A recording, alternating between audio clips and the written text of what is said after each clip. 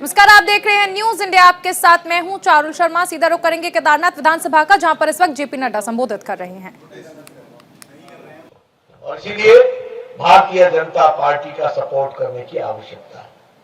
देखिए, हम गांव, गरीब, पिछड़ा, शोषित, दलित समाज के अंतिम पायदान पर जो छूट गया है, उसको मुख्य धारा में लाने का काम हम करते हैं। बताइए, हम लोगों ने आयुष्मान भारत के कार्ड दिए कि नहीं दिए? हमने, मोदी जी ने और बाद में हमारी सरकार यहां उत्तराखंड में सबको आयुष्मान भारत से जोड़ा कि नहीं जोड़ा? कभी किसी से जाति पूछी, कभी किसी से इलाका पूछा, कभी किसी से धर्म पूछा? बताइए, यहां शौचालय दिए कि नहीं दिए? शौचालय पहुंचाए कि दिए कि नहीं दिए? घरों में पहुंचाया कि नहीं पहुंचाया? मित्रों, जब शौचालय की बात मोदी जी करते थे तो यही कांग्रेसी हंसा करते थे कि भारत का प्रधानमंत्री शौचालय की बात कर रहा है। क्यों? क्योंकि ये कांग्रेसी नेता चांदी के चम्मच लेकर के पैदा हुए थे। इनको गरीबी नहीं मालूम थी, इनको आम आदमी नहीं मालूम था। ये मखौल उठाते थे। और आज 11 करोड़ शौचालय बनाए हैं और 11 करोड़ शौचालय देकर के महिलाओं की इज्जत, घर देकर के महिलाओं की इज्जत की रक्षा की है, तो मोदी जी ने की है। यह भी हमको याद रखना चाहिए। और आपके यहां भी ये संख्या कम नहीं है, 20 लाख से ज्यादा है। 20 लाख इज्जत घर बने। अब कोई गांव नहीं रह गया जहां महिलाएं बाहर जाती हो। कोई गांव ऐसा नहीं रह गया जहां बच्चे बाहर जाते हो। हर को घर में इज्जत घर है, शौचालय है, इज्जत के साथ रहने का मौका दिया तो मोदी जी ने दिया है। ये हमको ध्यान में रखना है।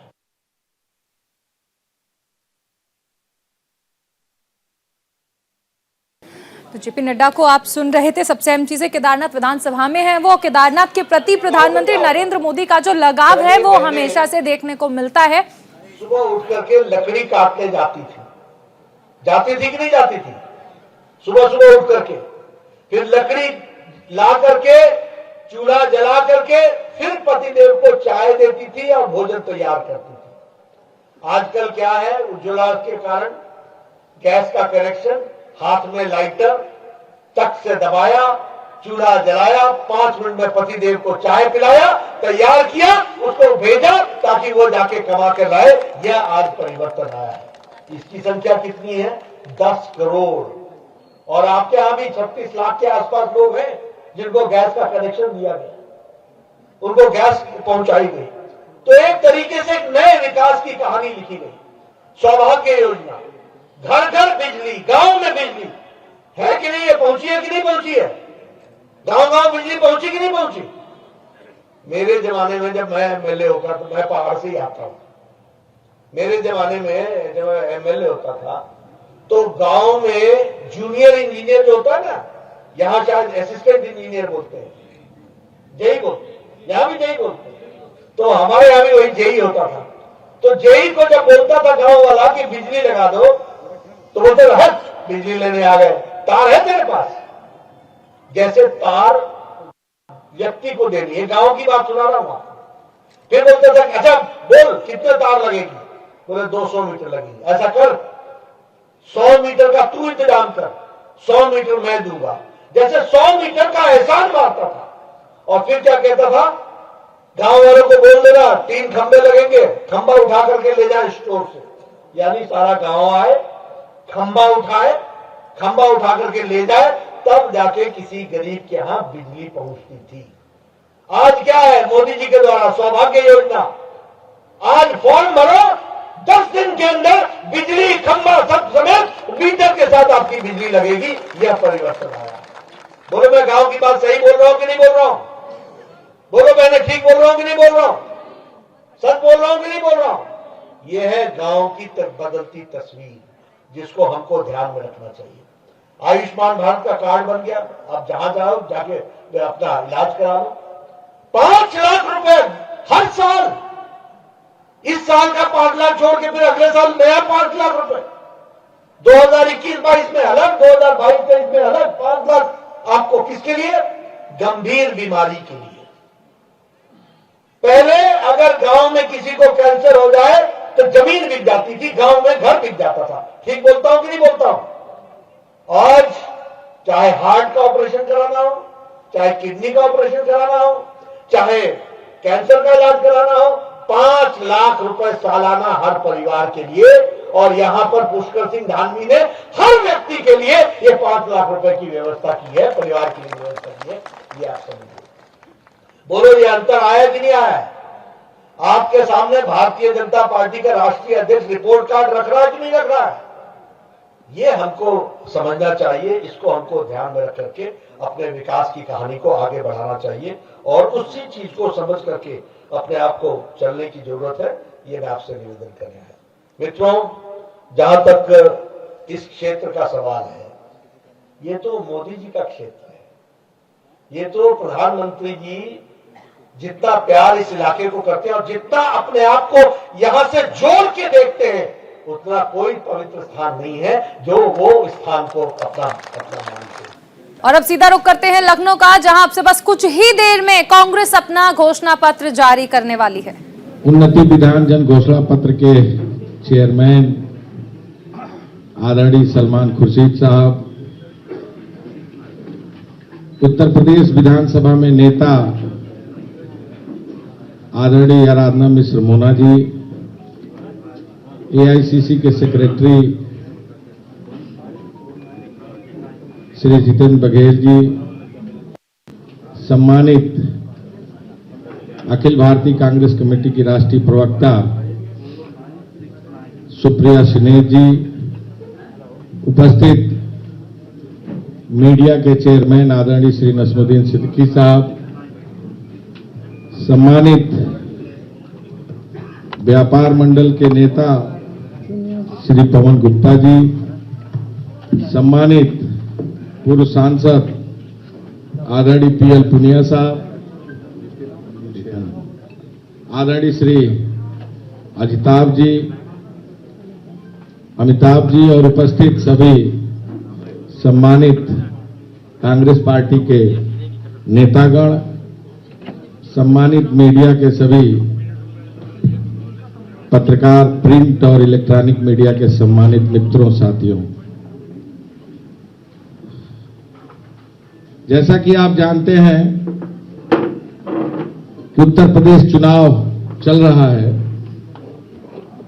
और जिस तरह का जोश, उत्साह, विश्वास और उम्मीद आज कांग्रेस के प्रति उत्तर प्रदेश के जनभावनाओं का मिल रहा है, हमें पूरा भरोसा है कि उत्तर प्रदेश में कांग्रेस पार्टी सरकार बनाने जा रही है। पिछले दिनों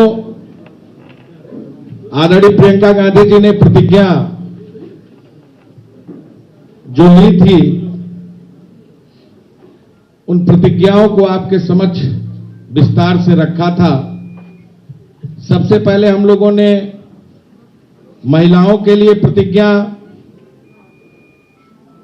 उसके बाद युवाओं के लिए हम लोगों ने मैनिफेस्टो, और आज हम सब आपके बीच में आज जो प्रतिज्ञा लेके आए हैं, घोषणा पत्र लेके आए हैं, उसके बारे में विस्तार से हमारी नेता आदरणीय श्रीमती प्रियंका गांधी जी आपके बीच में रखेंगी। मैं पुनः आप सबका स्वागत करते हुए मैं चाहूंगा कि महासचिव दीदी प्रियंका गांधी जी अपने इस उन्नति विधान जन घोषणा पत्र को आपके बीच में रखें। आदरणीय श्रीमती प्रियंका गांधी।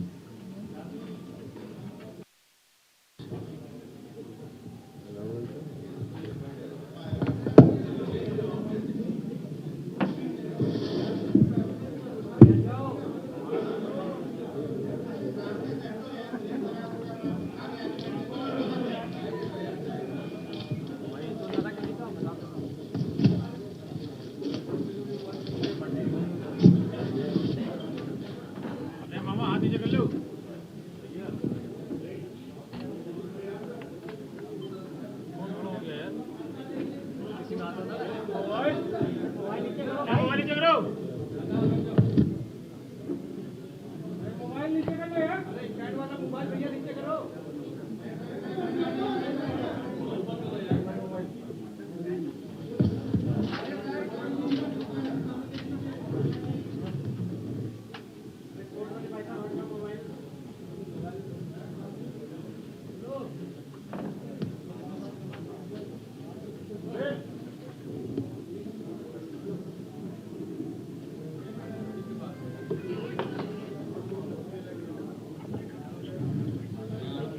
साथ ही आप देख सकते हैं कि तमाम जो चेहरे हैं वो यहाँ पर मौजूद हैं। इसे नाम दिया गया है उन्नति विधान। तो कांग्रेस आज अपना घोषणा पत्र जारी कर रही है। पत्र के चेयरमैन आदरणीय श्री सलमान खुर्शीद साहब आपके बीच में अपनी बातों को रखेंगे, तो मैं आहूत करता हूं आदरणीय श्री सलमान खुर्शीद साहब। धन्यवाद अध्यक्ष जी। हमारी आदरणीय प्रियंका जी जिनके आशीर्वाद से और मार्गदर्शन से हमने ये घोषणा पत्र तैयार करा है और हमारे सारे सम्मानित साथियों का जिनका बड़ा सहयोग रहा, सभी को आज यहाँ साथ आपके सामने प्रस्तुत करते हुए बड़ी प्रसन्नता हो रही है और आप सभी इतनी बड़ी संख्या में आए हैं, इसका मैं आपको आभार प्रकट करता हूं और नसीमुद्दीन साहब को भी धन्यवाद देता हूं कि उन्होंने आपके साथ ऐसा संपर्क बना के रखा है। बहुत चंद शब्दों में मैं आपको बताऊं कि ये हमारा तीसरा घोषणा पत्र है। 2 पहले निकल चुके हैं जिसका आपको संज्ञान है। एक महिलाओं के संबंध में, विशेष महिलाओं के संबंध में सबसे पहला घोषणा पत्र का अंक निकला था, उसके बाद युवकों के संदर्भ में निकला था और आज ये सामान्य सब साथियों के लिए, हमारे उत्तर प्रदेश के निवासियों के लिए ये तीसरा अंक है, जिसमें साधारणतः हमारे रोजमर्रा की जो समस्या है और जैसे हम लोग अपेक्षा करते हैं कि आगे आने वाले समय में उत्तर प्रदेश को किस दिशा में ले जाकर हम जनता को क्या लाभ दिलवा सकते हैं, उसके बारे में इसमें हमने विस्तार से बातें लिखी हैं। मैं इतना बता दूं कि घोषणा पत्र तो सभी पार्टियां निकालती हैं और हम भी निकालते रहे हैं। हमारा प्रयास हमेशा रहता है कि हम घोषणा पत्र को घर बैठे ना बनाएं, लेकिन इस बार प्रियंका जी ने आदेश दिया, दिशा निर्देश दिया कि हम जनता के बीच में पहुंचकर वहां संवाद करके लोगों की के सहयोग से और लोगों की अपेक्षाओं को इस पे अंकित कर सकें। विस्तार से जगह जगह जाएं। उत्तर प्रदेश के कमोबेश सभी जनपदों में हम पहुंचे, जहां पर बहुत सारे लोगों के साथ चर्चाएं हुई, साधारण साथियों के साथ, साधारण जीवन में जो साथी मिलते हैं, विशेषज्ञ लोग बहुत सारे थे, उनके साथ बातचीत करी। वहां के अलग अलग समूह जो अलग अलग कार्यों से जुड़े रहे हैं उनसे बात करी, किसानों से बात करी, रोजगार वहां का की हाल क्या है, वहां पे श्रमिकों से बात करी, नौजवानों से बात करी, महिलाओं से बात करी, वहां के एनजीओ से बात करी, वहां की विशेष संस्थाएं हैं उनसे बात करी। और आप ये मान के चलिए कि किसी भी को हमने इस श्रृंखला से बाहर नहीं रखा, सब तक पहुंचने का प्रयास किया। बावजूद इसके कि हमको दो बार इस पूरी गाथा में 2 बार हमको सामना करना पड़ा कोरोना का, और वो एक बहुत बड़ी चुनौती थी। लेकिन उसका सामना करते हुए भी हमने प्रयास किया कि प्रोटोकॉल को मानते हुए हम जहां पहुंच सके पहुंच जाएं। जो नहीं हो सका संभव तो वो हमने डिजिटली किया। विशेषज्ञों से हमने बहुत दफा बात की, विशेषज्ञों से हर क्षेत्र के विशेषज्ञों से बात करी, स्वास्थ्य के विशेषज्ञ जो है, शिक्षा के विशेषज्ञ जो है, जो अनुभवी लोग समाज सेवा में हैं, उनसे बात की। और अंततः हम ये मानते हैं कम और बेश हम 1 लाख से ज्यादा लोगों तक पहुंच सके। उनके माध्यम से और कितने लोगों तक हमारी बात पहुंची और उनकी बात हम तक पहुंची, इसका आप अनुमान लगा सकते हैं। तो इसीलिए ये सत्य में, सच्चाई में एक जन घोषणा पत्र है।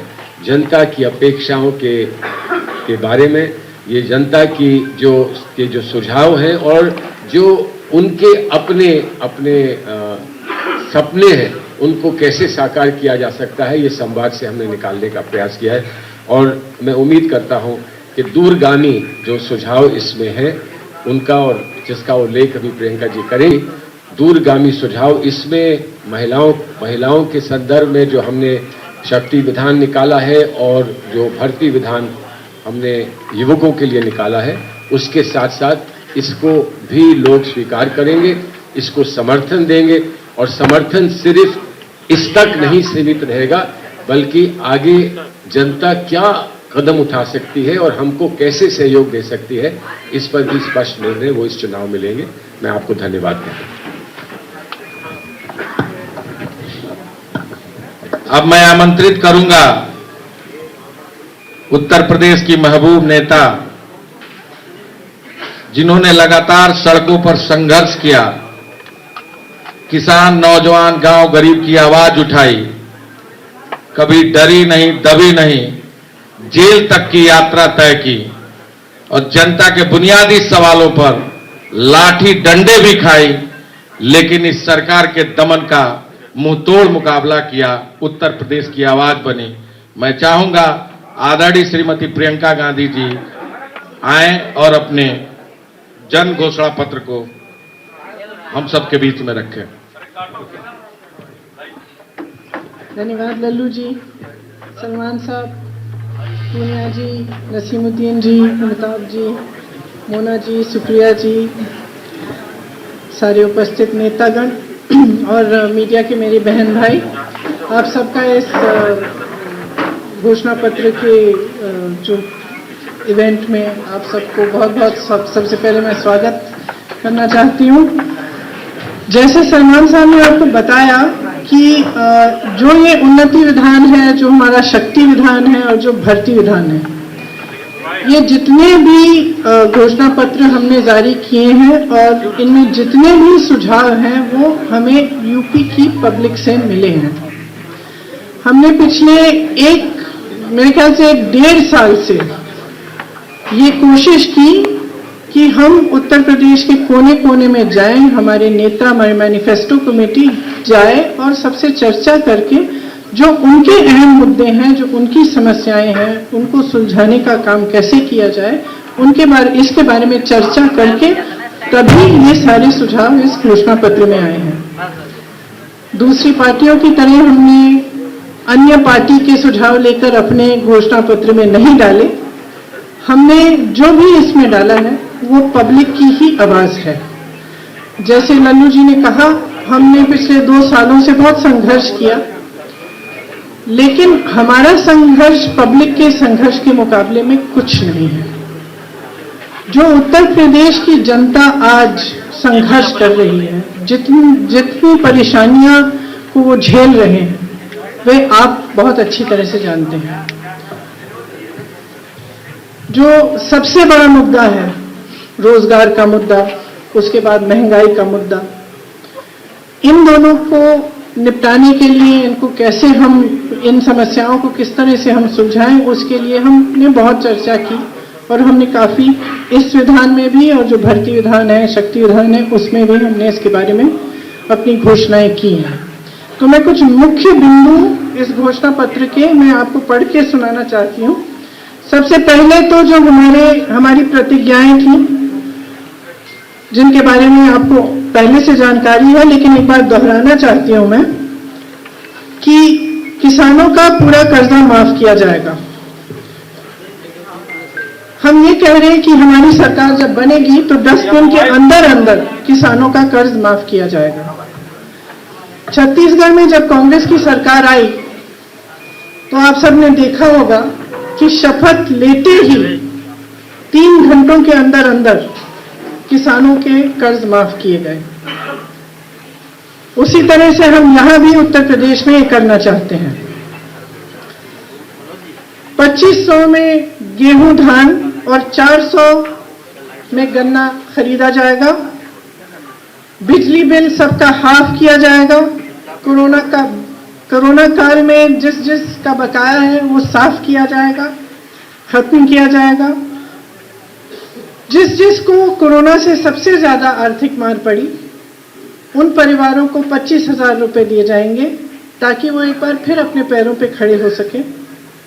हमने पहले भी ये बहुत बार घोषणा की है, फिर से दोहरा रहे हैं कि 20 लाख सरकारी रोजगार दिलवाएंगे। इसका पूरा खाका तैयार करके हमने भर्ती विधान में आपको कुछ दिनों पहले बताया था। उसमें से 12 लाख सरकारी पद खाली पड़े हैं, जिन्हें भाजपा की सरकार ने 5 सालों से नहीं भरा। हम कह रहे हैं कि हम वो 12 लाख पद भी भरेंगे और उसके अतिरिक्त हम 8 लाख और पद भरेंगे। या और रोजगार हम माफ करिए पद भरेंगे नहीं, 8 लाख हम रोजगार और पैदा करवाएंगे। इसके साथ साथ हमने पहले भी कहा है कि 40% रोजगार पहले के जो आरक्षण है उनके तहत महिलाओं को दिए जाएंगे। अगर कोई भी बीमारी हो तो सरकार की तरफ से 10 लाख रुपए तक इलाज मुफ्त मिलेगा। आवारा पशु की बहुत बड़ी समस्या है उत्तर प्रदेश में। कम पार्टियां इसके बारे में बात करती हैं, लेकिन सच्चाई ये है कि किसान बहुत त्रस्त हैं। और हमने अपने अनुभव में, जो हमारी छत्तीसगढ़ में कांग्रेस की सरकार है, उन्होंने एक पूरी योजना बनाई कि इससे हम किस तरह से इस समस्या को हम हल कर पाएं। इसके मुख्य बिंदु हमारी उन्नति विधान में है, लेकिन मैं यहाँ कहना चाहती हूँ कि जिन जिन को आवारा पशुओं के नुकसान को झेलना पड़ा है, उन्हें 3,000 रुपए का मुआवजा दिया जाएगा और एक गोधन न्याय योजना शुरू की जाएगी, जिसके काफी ज्यादा एलिमेंट्स होंगे, लेकिन एक एलिमेंट ये है कि 2 रुपए किलो में गोबर खरीदा जाएगा। ये छत्तीसगढ़ में हो रहा है और फिर उस गोबर को वर्मी कंपोस्टिंग में सेल्फ हेल्प ग्रुप्स द्वारा इस्तेमाल किया जाता है, तो इससे बहुत सुविधा होती है। छोटे और मझोले उद्योगों के लिए देखिए, हम सब ने देखा है, आपने हाल ही में बागपत में एक छोटे व्यापारी की हालत देखी और हम सब ने वो बहुत ही दुखद घटना, एक तो फेसबुक पे लाइव हुई और हमें पता चला कि उनकी पत्नी की मृत्यु भी हुई है। बहुत ही ज़्यादा दुखद ये घटना हुई, लेकिन ये हम पूरे प्रदेश भर में देख रहे हैं। चाहे मैं नोएडा में गई प्रचार करने के लिए, चाहे मैं बुंदेलखंड गई, चाहे झांसी में थी, चाहे यहाँ पे लखनऊ में हो, चाहे जहाँ भी मैं जा रही हूँ, ये देखने को मिल रहा है कि जो छोटे व्यापारी हैं और मझोले व्यापारी हैं, वो एकदम इतने त्रस्त हैं और परेशान हैं, क्योंकि उनके लिए एकदम कोई भी सपोर्ट, समर्थन सरकार की तरफ से नहीं आया है। और चाहे नोटबंदी हो, चाहे उसके बाद जीएसटी हो, और उसके बाद जो कोरोना का लॉकडाउन हुआ, सबसे बड़ा प्रभाव इन्हीं व्यापारियों पे हुआ है। तो चाहे छोटे दुकानदार हों, छोटा मैन्युफैक्चरिंग यूनिट हो, बहुत ही ज़्यादा असुविधा हुई। लेकिन सरकार की तरफ से बहुत दुख की बात है कि इनके लिए कोई सपोर्ट नहीं मिली। और इस बजट में जो 2-3 दिन पहले आई, उसमें भी आपने देखा होगा कि जहां बड़े बड़े उद्योगपतियों के लिए, जो प्रधानमंत्री जी के मित्र हैं, उनके लिए तमाम योजनाएं, तमाम समर्थन और हर चीज़ लिखी गई, लेकिन इन छोटे व्यापारियों के लिए कुछ नहीं लिखा गया, गरीबों के लिए कुछ नहीं लिखा गया। इसीलिए हम चाहते हैं कि एक खास मदद हम छोटे व्यापारियों की करें। इसमें मुख्य बिंदु ये है कि जो पारंपरिक क्लस्टर्स होते थे, जैसे मुरादाबाद में पीतल का क्लस्टर, कानपुर में लेदर, इनको हम और मजबूत बनाएं। और इसमें नौजवानों को, अगर नौजवान अपना छोटा व्यापार शुरू करना चाहता है, अपना मैन्युफैक्चरिंग करना चाहता है, एक यूनिट खड़ा करना चाहता है, उसके लिए हमने भर्ती विधान में ऑलरेडी बोला था कि हम किस तरह की सुविधाएं देंगे। जैसे उनको लोन मिलेगा 1% ब्याज पे, और किस तरह से हम उन क्लस्टर्स को डेवलप करेंगे ताकि उन क्लस्टर्स में जितनी भी सुविधाएं हैं इंडस्ट्री के लिए वो मिले और पूरी तरह से इन छोटे व्यापारियों की मदद हो। श्रमिकों और कर्मचारियों के लिए हमने ये प्रपोजल दिया है कि आउटसोर्सिंग बंद की जाएगी। संविदा कर्मियों का नियमितीकरण कई चरणों में किया जाएगा। सफाई कर्मियों को नियमित किया जाएगा। तो ये हमारे इस उन्नति विधान में है कि हम आउटसोर्सिंग बंद करना चाहते हैं।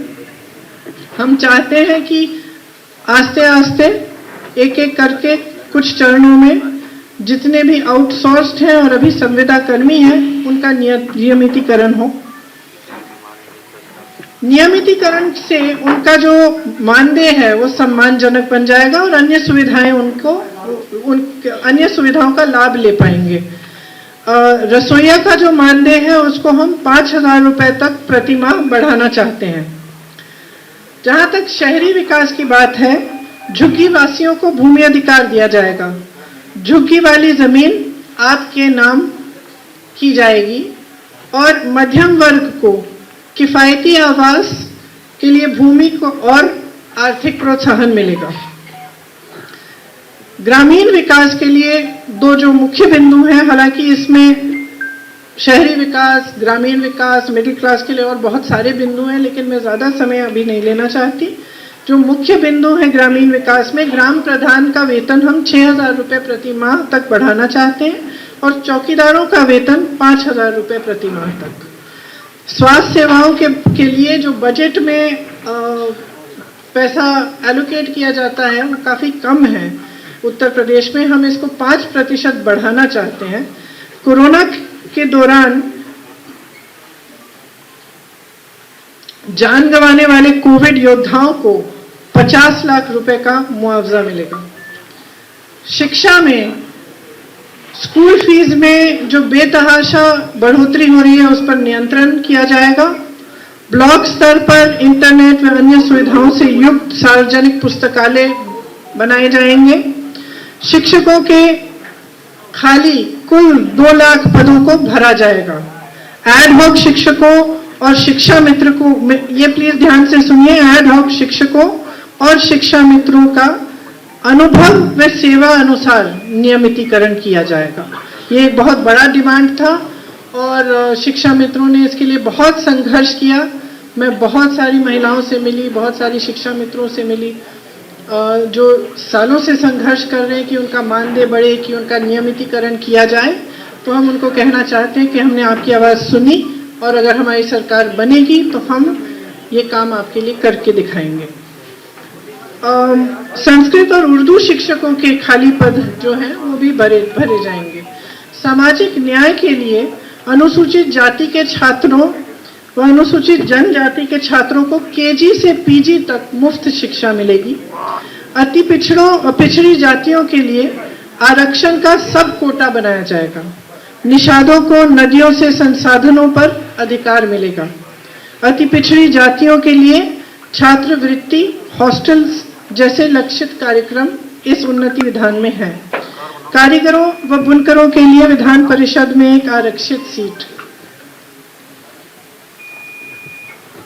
मैं तो चाहती हूं कि आप मीडिया के लिए भी एक आरक्षित सीट होनी चाहिए इसमें। Thank you ma'am. मीडिया ने पूछा ना, कोई समुदाय को अनुसूचित जनजाति का दर्जा दिया जाएगा। दिव्यांग बहनों और भाइयों के लिए 3,000 रुपये प्रति माह का पेंशन।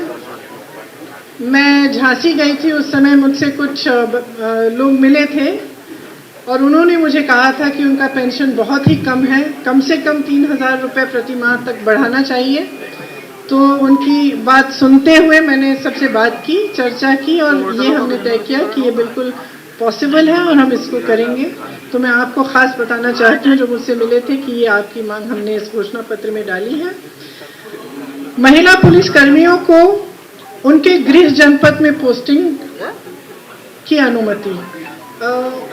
बहुत सारी महिला पुलिस कर्मियों से मैं इत्तेफाक से मिली हूँ। कुछ कई लोगों ने मुझे हिरासत में लिया, उस समय बातचीत करने का मौका मिला और पता चला कि किसी का घर नोएडा में है, पोस्टिंग सीतापुर में है। माँ अकेली नोएडा में है और उनको सीतापुर आना पड़ रहा है काम करने के लिए। तो मेरे ख्याल से ये एक बड़ा मुद्दा है उनके लिए और मेरी बहनें हैं, उनकी मदद के लिए हमने सोचा कि अच्छा रहेगा कि उनके घर के ही एरिया में उनकी पोस्टिंग हो। पूर्व सैनिकों के लिए एक विधान परिषद की सीट और सच्चाई को लिखने वाले और दिखाने वाले जो पत्रकार हैं जिनके खिलाफ मुकदमे दायर किए गए हैं, उन सब मुकदमों को हम खत्म करेंगे। तो आपको स्वतंत्रता मिलेगी जो आज आपके पास है नहीं। तो ये मुख्य बिंदु है। मैं कहना चाहती हूँ और मैं बार बार इस बात को दोहराती हूँ कि चुनाव के समय हमें विकास की बात करनी चाहिए, हमें उन मुद्दों को उठाना चाहिए जिससे आपका जीवन बेहतर बने। जहां जहां मैं जाती हूँ मैं पूछती हूँ 5 सालों में आपका जीवन बेहतर हुआ, आपको सुविधाएं मिली, और एक जगह नहीं है, एक घर नहीं है, एक परिवार नहीं है जो मुझे इस सवाल के जवाब में हाँ कह सकता है। सब कहते हैं, कई नौजवान हैं, लोग कहते हैं कि ठीक है राशन मिल गया, लेकिन वो मुझे कहते हैं कि हम राशन से क्या करेंगे। ठीक है, थोड़ी सी सुविधा मिल जाएगी, लेकिन हमारी प्रगति कैसे होगी, हम सक्षम कैसे बनेंगे, आत्मनिर्भर कैसे बनेंगे, अपने पैरों पर कैसे खड़े होंगे। तो बार बार हम कांग्रेस पार्टी के जितने भी नेता हैं, हम एक सकारात्मक प्रचार करना चाह रहे हैं। हम चाह रहे हैं कि उत्तर प्रदेश की बात हो, आपकी जनता की बात हो, आपके विकास की बात हो। और मैं जो भी देख रहे हैं इस प्रोग्राम को, मैं आपसे आग्रह करती हूं कि आप सारे राजनीतिक दलों से विकास पर अपने जो मुद्दे हैं, आपके मोहल्लों में, गलियों में नल क्यों नहीं है, सड़कें क्यों नहीं बनी हैं, बिजली क्यों नहीं है, पानी क्यों नहीं आ रहा है, शिक्षा की सुविधा क्यों नहीं है, सेहत के लिए क्या सुविधा है, ये सब सवाल आप उठाएं और उनको मजबूर करें कि इन सवालों पे चुनाव लड़ा जाए। तो आशा है कि हमारा जो घोषणा पत्र है, इसमें आपकी बहुत सारी समस्याओं के समाधान की बात है। आप सब इसको ध्यान से पढ़ेंगे और वोट डालने के समय भी इस पर आप अपना ध्यान आकर्षित करेंगे। धन्यवाद जी। हम लोग एक एक करके सवाल लेंगे और पहले इसी विषय पर अगर आप सवाल पूछें तो उसका स्वागत है। एक एक करके लेने दीजिए। हाँ, एक एक करके लेंगे। 1 मिनट रुक जाइए, पहले इधर के मुद्दे पर होना चाहिए। अभी आपने कहा कि चुनाव विकास के मुद्दे पर होना चाहिए, आपने बड़ी महत्वपूर्ण बात कही। लेकिन आज सुबह जो आपने हिजाब पे ट्वीट कर दिया, इससे आपकी पूरी विकास की धारा कहीं और उड़ गई है। अच्छा, क्यों? हिजाब पर बहस चल रही है। अच्छा, क्यों? मैंने हिजाब पे बहस छेड़ी है? देखिए, एक महिला का अधिकार है, वो बिकिनी पहनना चाहे, वो हिजाब पहनना चाहे, वो घूंघट लगाना चाहे, वह साड़ी पहनना चाहे, वह जीन्स पहनना चाहे। इसमें कोई राजनीति की बात नहीं है और ना होनी चाहिए। स्कूल में बिकिनी कहां से आ गई प्रियंका जी? हाँ, आप वो शैक्षिक संस्थान की बात है। देखिए, आप गोलमोल करके कुछ भी कह सकते हैं। किसी का अधिकार नहीं है कि वो एक महिला को कहे कि तुम ये पहनो। आपको मैं कह रही हूँ वो स्कार्फ उतारो, स्कार्फ उतारो अपना। आप कहाँ भी, जहां भी हो, मुझे क्या अधिकार है आपको ये कहने का? नहीं है, सिंपल। आप पूछिए सवाल, विषय पे सवाल पूछिए तो अच्छा रहेगा।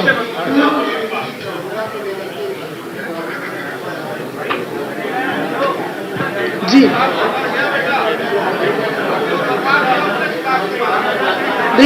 देखिए यहाँ उत्तर प्रदेश में जब ऑक्सीजन नहीं मिल रहा था तो छत्तीसगढ़ की सरकार ने छत्तीसगढ़ से यहाँ टैंकर भेजे हैं।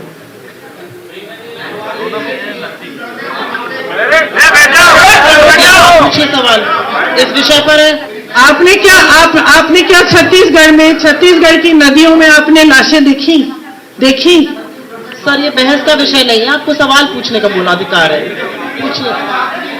नहीं सर, ऐसे नहीं होगा, ये प्रेस कॉन्फ्रेंस है, ये वाद विवाद आपके साथ नहीं हो रहा है यहाँ पर। इस विषय पर सवाल है आपका?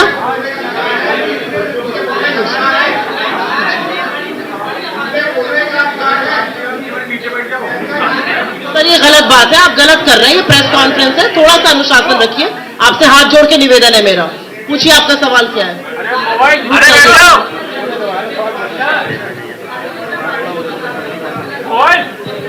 मैनिफेस्टो जारी कर दिया है और कांग्रेस ने ये साफ किया है कि हर वर्ग को ध्यान में रखते हुए ये मैनिफेस्टो लॉन्च किया गया है। यहाँ पर तमाम वादे किए गए हैं। कहा गया है कि किस तरह से महिलाओं को नौकरी में आरक्षण दिया जाएगा, 40% आरक्षण देने की बात कही है, 20 लाख सरकारी रोजगार देने की बात भी कही गई है।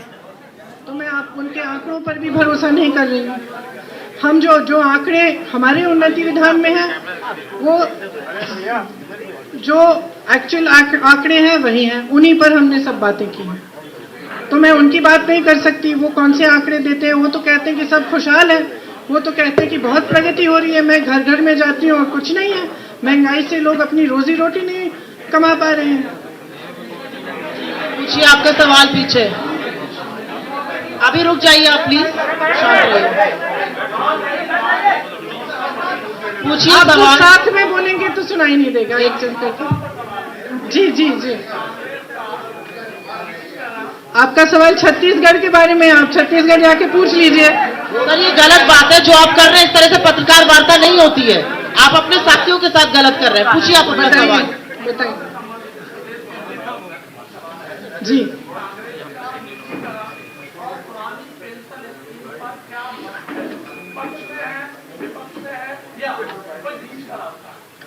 देखिए, हमने इस पे बहुत चर्चा की क्योंकि इतनी डिमांड आ रही थी कि पुरानी पेंशन पे हमें वापस जाना चाहिए, जो पुरानी स्कीम है।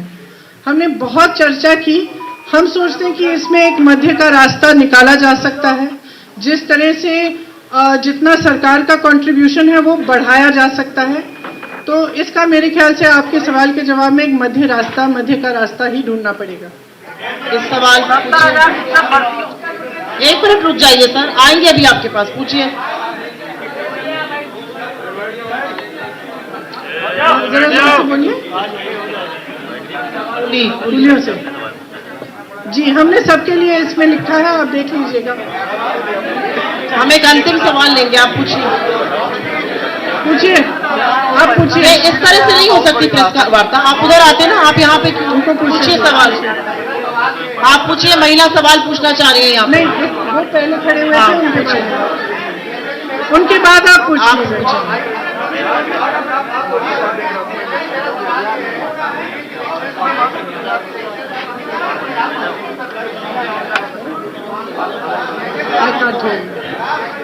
अगर आप लोग को लगता है कि इस तरह से सवाल का जवाब मिलेगा तो मैं बड़ी हाथ जोड़ के अनुमति होना चाहता हूँ। नहीं मिल सकता। एक बात पूछिए ना, पूछिए आप।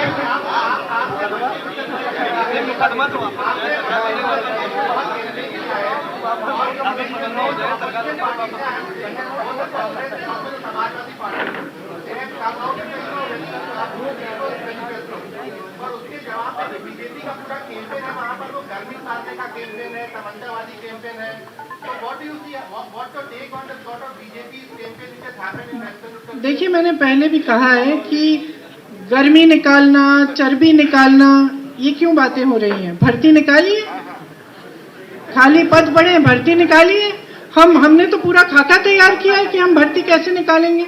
हम तो ये भी बता रहे हैं कि कहां से निकालेंगे। हम ये बता रहे हैं कि रोजगार कहां से दिलवाएंगे। हम ये सब कह रहे हैं और आप एक दूसरे से कह रहे हैं कि कोई कह रहा है कि चर्बी निकालेंगे, गर्मी निकालेंगे। फालतू की बातें हैं, ये लोगों को गुमराह करने वाली बातें हैं। सवाल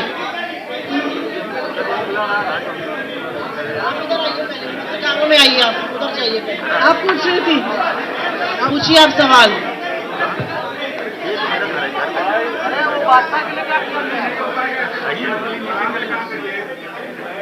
हाँ जी, you don't see me as a fighting girl. अगर ये नहीं, चलिए आप सवाल पूछिए। आपका हो गया सवाल? नहीं, बहुत सारे हो गए। वो महिला कुछ पूछना चाह रही है, उसके बाद हम प्रेस कॉन्फ्रेंस खत्म करेंगे।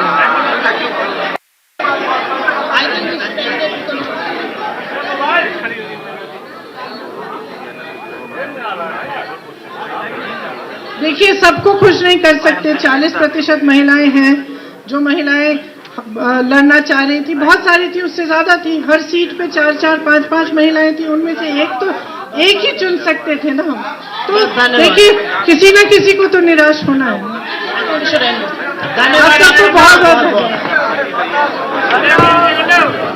तो उन्नति विधान जारी कर दिया है कांग्रेस ने अपना घोषणा पत्र, जिसे नाम दिया है उन्नति विधान। और इस दौरान जो सवाल है उनका भी सामने आके उसके अलावा बताया कि उत्तर प्रदेश चुनाव में आखिर कांग्रेस किन मुद्दों के साथ उतरने वाली है। इसमें तमाम वादे हैं जो कांग्रेस की ओर से किए गए। 40% रोजगार में आरक्षण दिया जाएगा महिलाओं को। इसके साथ ही बिजली का बिल आधा करने का वादा भी किया गया है। गरीबों को 10 लाख रुपए तक का फ्री इलाज भी कांग्रेस ने देने का वादा किया है। छोटे और मध्यम व्यापारियों को मजबूत करने की बात यहां पर कांग्रेस की ओर से की गई है। सरकार बनने के 10 दिनों में किसानों का कर्ज माफ होगा। 20 लाख सरकारी रोजगार देने का वादा भी यहां पर कांग्रेस ने अपने घोषणा पत्र में किया है। इसके अलावा आवारा पशुओं का मुद्दा भी कांग्रेस के मैनिफेस्टो में शामिल रहा। तो कुल मिलाकर कहा जा सकता है कि कांग्रेस जिस तरह कह रही है कि हर वर्ग हर क्षेत्र का ध्यान इस मैनिफेस्टो में रखा गया है, इसको लेकर कांग्रेस ने हर वर्ग और हर क्षेत्र को खुश करने की कोशिश यहां पर अपनी ओर से की है। तो कांग्रेस ने भी चुनाव से एक दिन पहले अपना मैनिफेस्टो जारी कर दिया है। उन्नति विधान के नाम से यह मैनिफेस्टो जारी किया गया है। 40% रोजगार महिलाओं को और उसमें आरक्षण जो है वो देने का वादा किया गया है।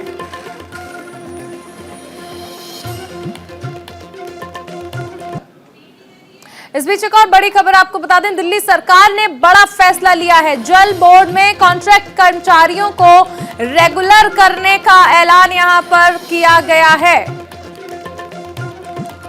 इस वक्त की बड़ी खबर आपको बता दें, दिल्ली सरकार ने एक बड़ा फैसला लिया है। जल बोर्ड में कॉन्ट्रैक्ट पर काम कर रहे कर्मचारियों को रेगुलर करने का बड़ा फैसला।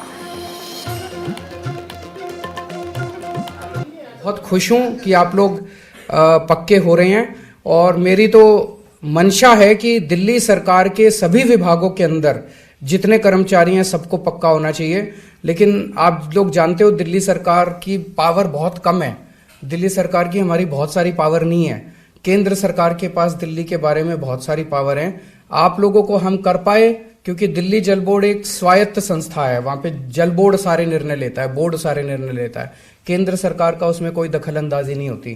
तो आप लोगों को कर पाए, पर हमारी पूरी कोशिश रहेगी केंद्र सरकार से जहां जहां जरूरत पड़ेगी हम बात करेंगे और हम कोशिश करेंगे कि अन्य विभागों के अंदर भी एक तरह से एक बड़ा काम आज शुरू हुआ है कि सरकार, दिल्ली सरकार जो है ना केवल जनता का ख्याल रखती है, अपने कर्मचारियों का भी ख्याल रखती है, हमारे साथ काम करने वालों का भी ख्याल रखती है। तो जल बोर्ड से आज बहुत बड़ा काम शुरू हुआ है। इसकी गूंज पूरे देश के अंदर जाएगी। पूरे देश के अंदर भी अब मांग उठे, भाई दिल्ली के अंदर हो सकते हैं तो हमारे यहाँ क्यों नहीं हो सकते, दूसरे राज्यों में क्यों नहीं हो सकते, वो भी कहेंगे और दूसरी सरकारों को भी करना पड़ेगा। और ये मिथ भी तोड़ना पड़ेगा, भाई कच्चे कर्मचारी पक्के कर दो तो वो काम नहीं करते। काम करके दिखाना और उन लोगों के मुंह बंद कर देना जो ये बात कहते हैं कि पक्के कर्मचारी काम। कर्मचारियों को नियमित किए जाने पर उनका क्या कुछ कहना है, बातचीत की हमारे संवाददाता नमित त्यागी ने। दिल्ली सरकार ने आज जो दिल्ली जल बोर्ड में कॉन्ट्रैक्ट बेस पर थे उनको आज रेगुलर किया है। उन कर्मचारियों के चेहरे पर भी खुशी की लहर है। कैसे देख रहे हैं आज को, क्या आज आपको रेगुलर कर दिया गया? सर जैसे मतलब जो नॉन परमानेंट एम्प्लॉयज़ होते हैं उनको फैसिलिटीज़ नहीं मिलती इतनी जितनी मतलब मिलनी चाहिए। अब हम मतलब परमानेंट हो गए तो हमें मतलब और फैसिलिटीज़ मिली जाएगी। जैसे अलॉटमेंट की फैसिलिटीज़ होती है, मकान मिलता है और मेडिकल फैसिलिटीज़ होती है। मतलब एक आप भी बताइए क्योंकि आपको भी रेगुलर किया गया है, क्या इस चीज़ की पहले से उम्मीद थी कि हम लोगों को भी रेगुलर किया जाएगा? सर दिल्ली सरकार ने जब हमें कच्चा लगाया था हमें तभी से उम्मीद थी कि हमें पक्का किया जाएगा और आज दिल में खुशी है, हमारे परिवार को खुशी है। और दिल्ली सरकार का बहुत बहुत धन्यवाद, हमारे अफसरों का, सीईओ साहब, मेंबर साहब, डायरेक्टर एनपी, एसीडी, जिन्होंने हमारे जो ग्रुप मेंबर हैं सभी ने इसमें सहयोग दिया है। क्या नाम है आप? मेरा नाम सोनू है। मैं जूनियर असिस्टेंट के पद पर कार्यरत हूँ दिल्ली जल बोर्ड में और मैं धन्यवाद करता हूँ अपने मंत्री जी का, अपने सह अधिकारी का। और आपका क्या नाम है? सर मेरा नाम प्रियतम है। कब से आप जल बोर्ड से जुड़े? सर मैं 2016 में हमको नियुक्त किया गया था मास्टर रोल पर हमारे पिताजी की जगह। तो यहाँ दिल्ली एक हैवी स्ट्रेंथ में उस टाइम भी हमारे काफ़ी लंबा बैच था, तो उसी से हमें उम्मीद थी कि ये इतना बैच से अपॉइंटमेंट कर सकते हैं। तो दिल्ली सरकार पे पूरा भरोसा था कि रेगुलराइजेशन का भी काम हमारा जरूर हो जाएगा और आज वो काम हमारा हो गया। बहुत बहुत धन्यवाद दिल्ली सरकार। दिल्ली सरकार के इस फैसले को कैसे देखते हैं, क्योंकि लगातार उन लोगों को उम्मीद रहती है जो कि कॉन्ट्रैक्ट बेस पर रहते हैं कि कब हमें रेगुलर किया जाएगा, और ये दिल्ली सरकार का बड़ा फैसला है, इस फैसले को कैसे आप देखते हैं? दिल्ली सरकार का फैसला अब आपके सामने स्पष्ट है। मेरे हाथ में मेरा एक सर्टिफिकेट है और ये बता सकता है कि हैवी स्ट्रेंथ में जो वायदा किया गया था with in stipulated time period में हमारा रेगुलेशन का काम हो गया। तो इससे ज़्यादा प्रूफ प्रमाण नहीं हो सकता। धन्यवाद।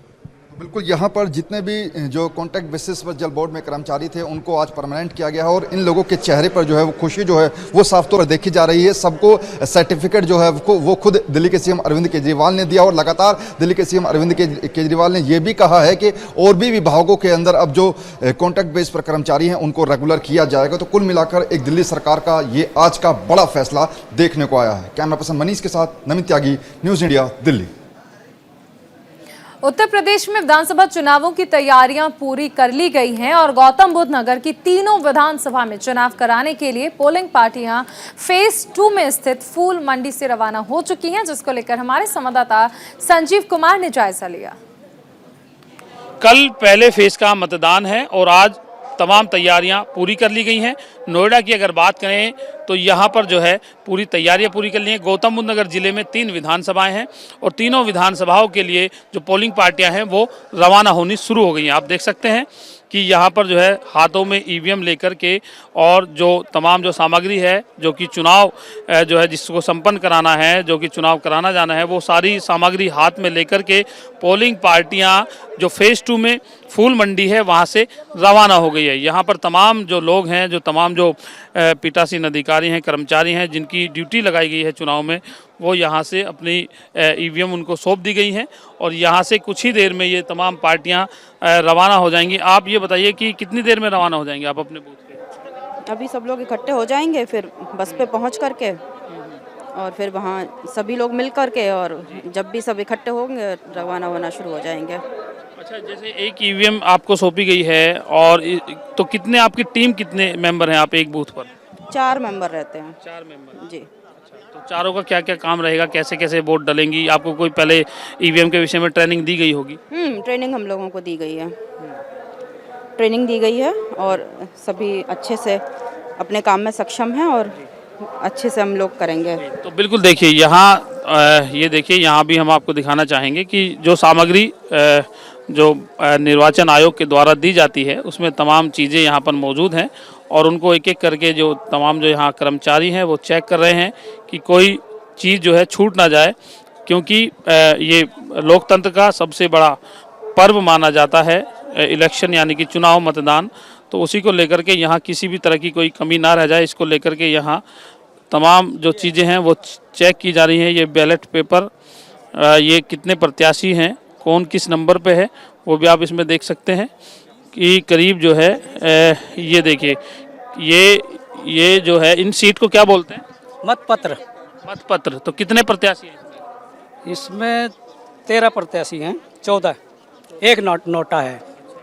तो देखिए इसमें आपको दिखाना चाहेंगे कि ये देखिए ये 13 प्रत्याशी हैं और 13 प्रत्याशी में एक ये नोटा का भी यहाँ पर है कि जो लोग अपना जो वोट का जो नहीं डालना चाहते या किसी प्रत्याशी को सेलेक्ट नहीं करना चाहते, वो नोटा दबाकर अपना जो है मत दे सकते हैं, यानी कि अपनी नाराज़गी जाहिर कर सकते हैं। और ये देखिए आपको मैं पीछे भी दिखाना चाहूँगा कि यहाँ पर देखिए तमाम जो चीज़ें हैं, तमाम जो तैयारियाँ हैं वो पूरी यहाँ पर जो है कर ली गई हैं। पोलिंग पार्टियाँ यहाँ से रवाना हो रही हैं और बाकायदा यहाँ पर देखिए लिखा हुआ है सामग्री वितरण काउंटर। इस तरह से नोएडा 61 विधानसभा, जो कि नोएडा विधानसभा है, इसी तरह से 61, 62 और 63 इस तरह से पूरा एक जो है सीक्वेंस में यहाँ पर इन्होंने पूरा सिस्टमेटिक तरीके से बनाया गया है, क्योंकि चुनाव संपन्न कराना ये सबसे बड़ी जिम्मेवारी है और इसी को लेकर के पोलिंग पार्टियां अब कुछ ही देर में यहाँ से रवाना होकर के अपने अपने बूथ पर पहुँच जाएंगी। वीडियो जर्नलिस्ट नरेश के साथ संजीव कुमार, न्यूज़ इंडिया, नोएडा। अभी रुकेंगे एक छोटे से ब्रेक के लिए, आप बने रहिए न्यूज़ इंडिया के साथ।